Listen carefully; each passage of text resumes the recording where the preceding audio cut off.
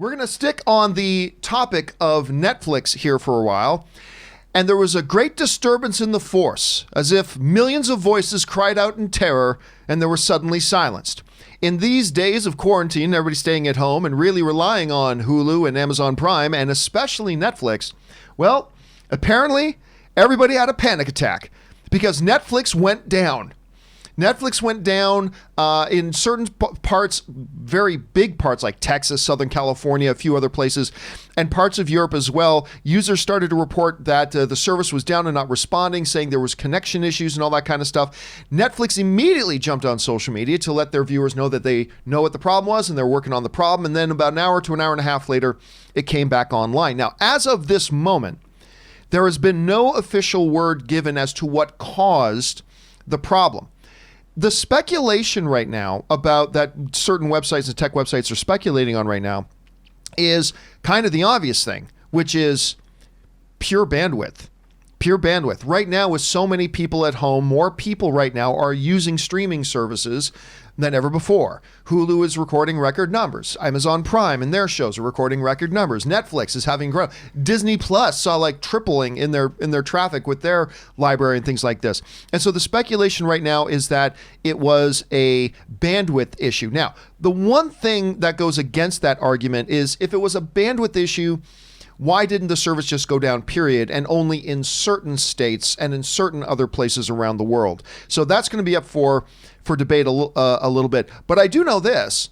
If things continue as they are and everybody's at home even longer, I don't know, we could be seeing more, because we just talked the other day, Aaron, about how in Europe, Netflix just agreed, the European government approached Netflix, asked them to reduce their bit rates and reduce their bandwidth. And Amazon responded by cutting their bit rate by 25%. Wow. Now, honestly, from what I'm hearing from a lot of people who are viewers of ours, they're saying they really don't see much of a difference at all. Because, I mean, they're so good with their compression these days that a 25% bandwidth cut isn't much. But some people are noticing it a little bit. I got to imagine, especially with outages starting to happen, I got to imagine it's only going to be a matter of time before it happens here in the U.S. Right now, like you and Tom are as quarantined as anybody.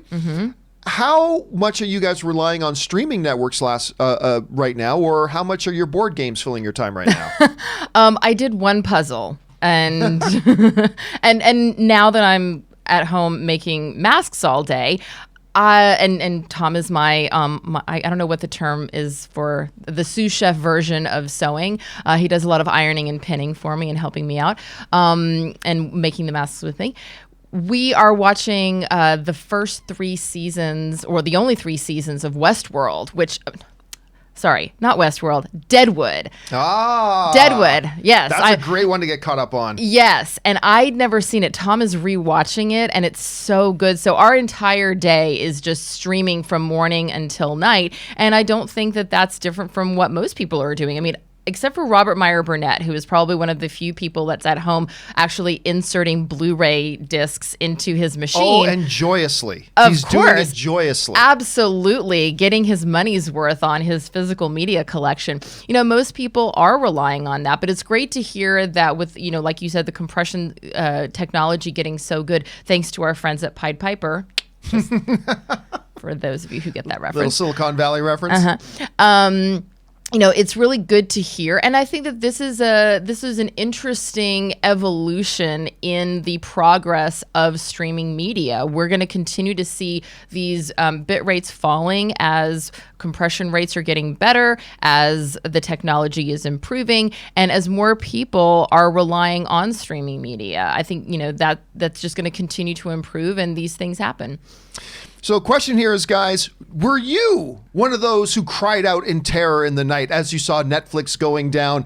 Do you think this might happen more often? Do you think now it's probably just another different technical glitch not associated with bandwidth, which is totally possible?